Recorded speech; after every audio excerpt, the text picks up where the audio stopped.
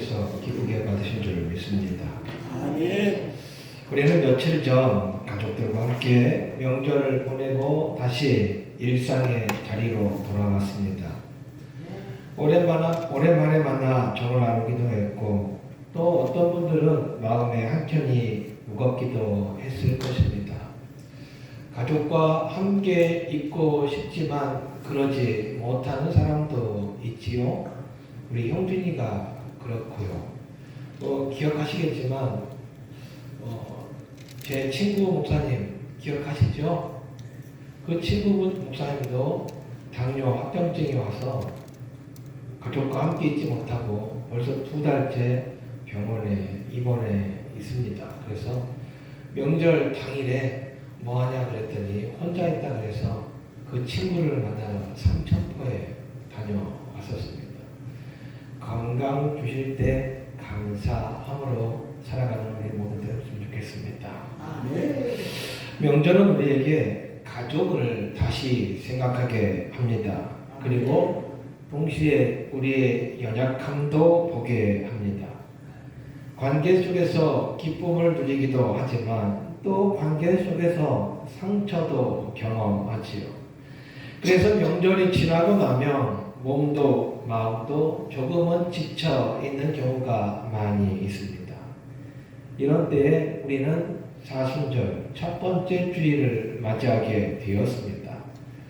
떠들썩했던 명절의 분위기에서 이제는 조용히 우리의 마음을 주님 앞에 내려놓는 시간입니다. 사람들의 말과 감정에 쫓기던 자리에서 이제는 하나님의 음성을 듣는 자리로 나아가는 시간입니다. 명절이 가족을 향한 시간이었다면 사순절은 하나님을 향한 시간이 되어야 합니다. 다시 우리의 시선을 정리하고 다시 우리의 중심을 세우고 다시 우리의 삶의 방향을 십자가 앞으로 향해야 합니다. 오늘 이 예배의 자리가 다시 숨을 고르는 자리, 다시 회복되는 자리, 다시 주님만을 바라보는 자리가 되시기를 주님의 이름으로 축복합니다. 분주했던 마음을 내려놓고 사순절 문 앞에 서서 우리의 시선을 십자가 앞에 옮겨 놓으십시오. 그리고 오늘 말씀을 통해 광야에서 시험을 이기신 주님, 승리하신 그리스도를 함께 바라보기를 주님의 이름으로 축복합니다. 사순절 첫 번째 주일입니다. 사순절은 단순히 절제하는 시간이 아닙니다. 고난을 묵상하는 절기이기도 하지만 더불어서 본질적으로 승리를 준비하는 기간입니다. 우리는 십자가를 향해 걸어가지만 그 십자가는 패배가 아니라 승리의 문인 줄 믿습니다. 오늘 본문은 예수님께서 공생애를 시작하시기 전에 광야에서 시험 받으신 사건입니다. 이 말씀은 예수님의 연약함을 보여주는 장면이 아니라 예수님이 진정한 왕이심을 그리고 승리를 선포하는 장면입니다. 오늘 본문은 이렇게 시작합니다. 그때 예수께서 성령에게 이끌려 마귀에게 시험을 받으러 광야로 가사. 예수님은 당신에게 부딪혀오는 시험을 피하지 않으셨습니다. 그렇다고 억지로 끌려간 것도 아니었습니다. 성령에 이끌려 광야로 들어가셨습니다. 마태복음 4장 이전에 3장을 우리가 살펴보아야 합니다. 마태복음 3장에는 예수님께서 세례 요한에게 요단강에서 세례를 받는 장면이 나오지요. 그때 하늘이 열리고 성령이 임했습니다. 그리고 하늘에서 이런 음성이 들려왔습니다.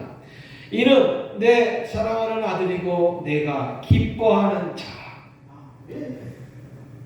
이런 음성을 많은 사람들이 들었습니다.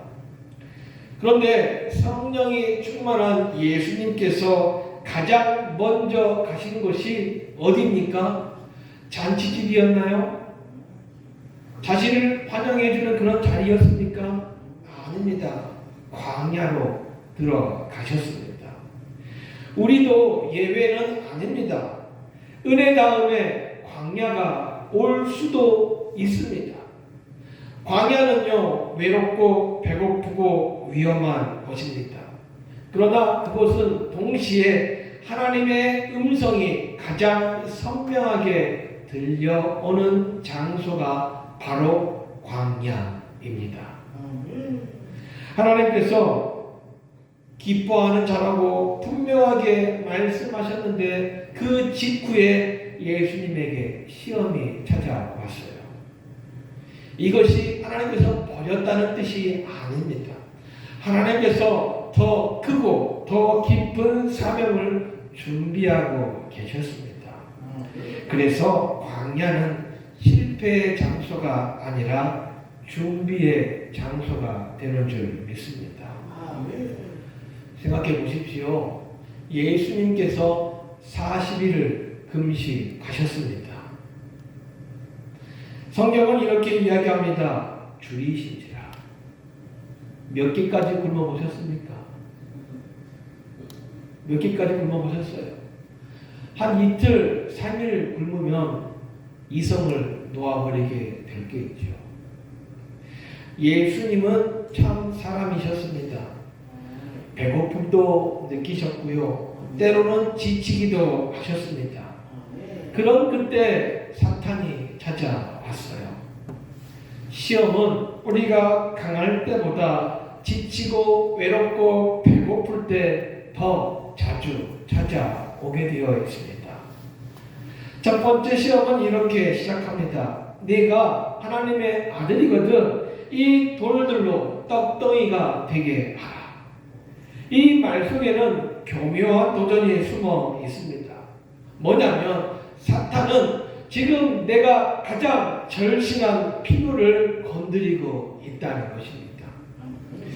배고픈 자에게는 뭐가 제일 필요해요? 먹을 게 필요하지요.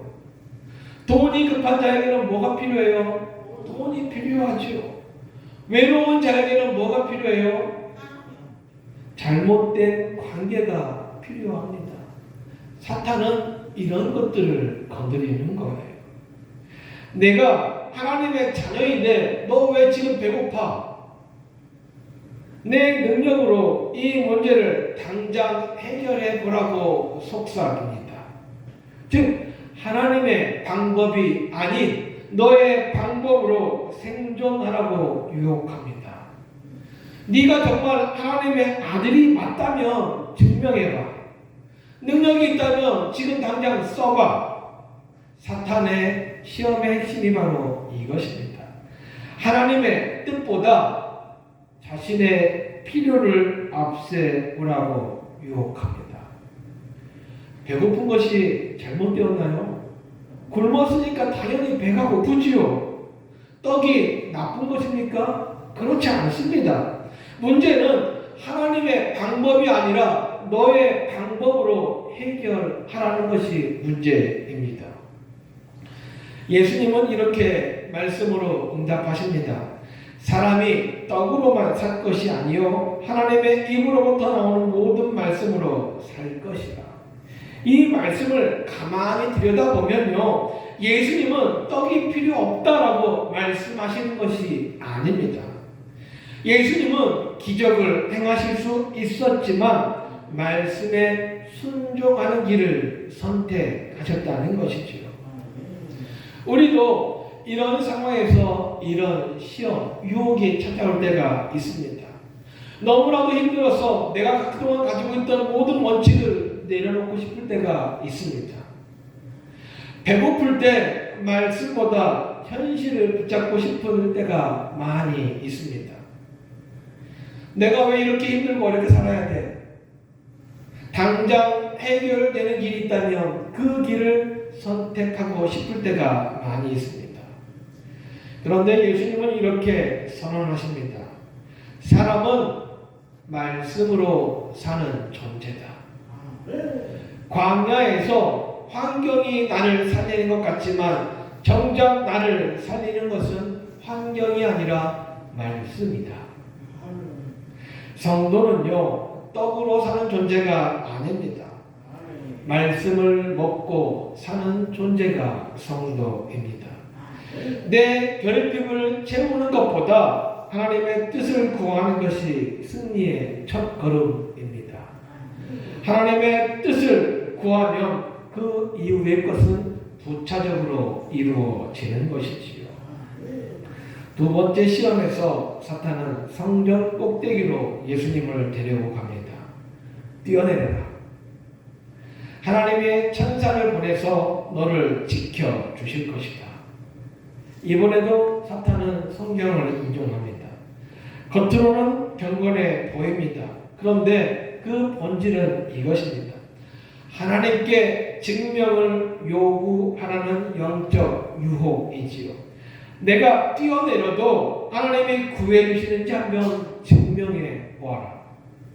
그러면 사람들이 너를 아주 대단하게 볼 거야. 사탄은 우리가 하나님을 신뢰하는 것이 아니라 시험하도록 만듭니다. 내 기도에 응답하시는지 안 하시는지 내기를 걸게 만듭니다. 하나님을 내 소원을 들어주는 도깨비 방망이처럼 부리려고 합니다. 그때 예수님은 단호하게 말씀하시지요. 주 너의 하나님을 시험하지 말라. 믿음은 하나님을 시험하는 것이 아니라 믿음은 증거가 없어도 신뢰하는 것이 믿음입니다. 우리의 기도 속에도 이런 마음이 숨어 있을 때가 있습니다. 하나님, 이 문제만 해결해 주시면 내가 헌신하겠습니다. 하나님, 이 병만 고쳐 주시면 내가 믿겠습니다. 그런데 가만히 한번 생각해 보십시오. 하나님, 이것만 해결해 주시면 믿겠습니다. 이것은요, 신앙이 아니라 거래입니다. 거래. 이 기도를 가만 들어보면 믿음 좋은 사람의 고백처럼 들려오지만 실상 하나님과 거래를 하고자 하는 교만한 마음입니다. 진정한 믿음은 하나님께 기적을 요구하는 것이 아니라 기적이 일어나지 않는 상황에서도 하나님을 신뢰하는 것입니다. 그동안 내가 하나님 앞에 나와 기도했는데 하나님을 신뢰하며 기도하셨습니까? 아니면 하나님과 거래하자고 기도하셨습니까? 예수님은 하나님을 증명할 필요가 없었습니다. 왜요? 이미 하나님을 온전히 믿고 계셨기 때문입니다. 승리하신 그리스도는 우리에게 하나님은 시험의 대상이 아니라 전적인 순종의 대상이라고 말씀하십니다. 사탄의 마지막 시험은 아주 가장 강력합니다.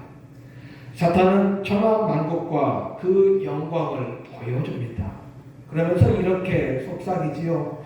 내게 절하며 이 모든 것을 다 내게 주겠다. 이 시험의 핵심은 이것입니다. 십자가 없이 왕이 되어라. 힘들게 십자가를 질 필요가 무엇이 있냐. 그냥 나한테 한 번만 절하면 그러면 이 세상을 당장 너에게 주겠다. 우리 같으면 100이면 100 다 넘어가겠지요.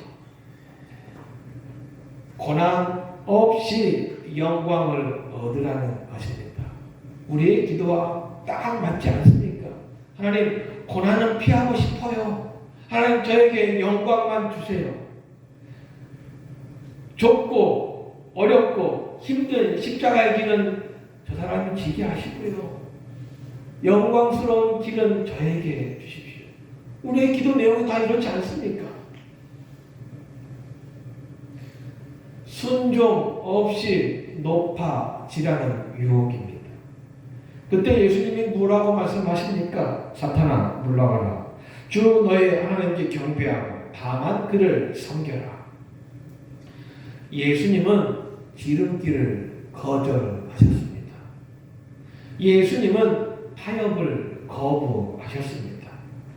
예수님은 세상의 영광보다 하나님의 통치를 선택하셨습니다. 목적이 선하더라도 수단이 악하면 그것은 하나님의 일이 아닙니다. 뭐로 가도 서울만 가면 되는 것이 아닙니다. 오직 하나님 한 분만을 경배하는 것, 그것이 사탄의 세력을 무너뜨리는 가장 강력한 무기가 되는 줄 믿습니다.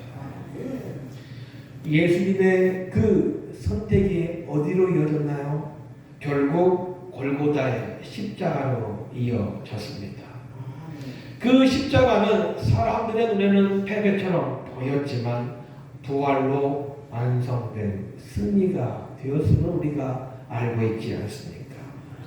시험이 끝나자 11절 말씀에 이에 마귀는 예수를 떠나고 천사들이 나와서 수종드니라. 마귀 사탄은 영원히 우리에게서 머물지는 못합니다. 우리가 말씀으로 대적할 때 떠나갈 수밖에 없는 것이지요. 이 장면은 단순한 개인적 시험이 아닙니다. 대표의 싸움입니다. 히브리서 4장 15절은 우리에게 이렇게 이야기합니다. 우리에게 있는 대제사장은 우리의 연약함을 동정하지 못하실 리가 아니요 모든 일에 우리와 똑같이 시험을 받으신 이로되 죄는 없느니라. 첫사람 아담은 에덴 동산에서 실패했습니다.